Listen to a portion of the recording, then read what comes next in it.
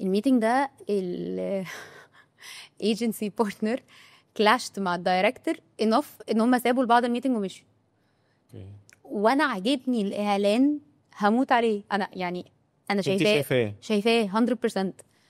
هو بس ما اتباعش صح لان كان انا مديري كان روسي صح، ومديري اللي فوقيه اللي هو الجي ام الماني فرنساوي والاثنين اعند من بعض. وأص- اشتغلنا مع بعض فانا عارف. فكان الاثنين قلت لهم اصعب. ماما نجوى اصلا من بقلز. ففكره ان انا اقول لهم ان انا هقلع ديتول البلطو والبسه بقلز او اجيب ماما نجوى، ده كان بالنسبه لي بابت لو انت مجنونه يعني كريزي.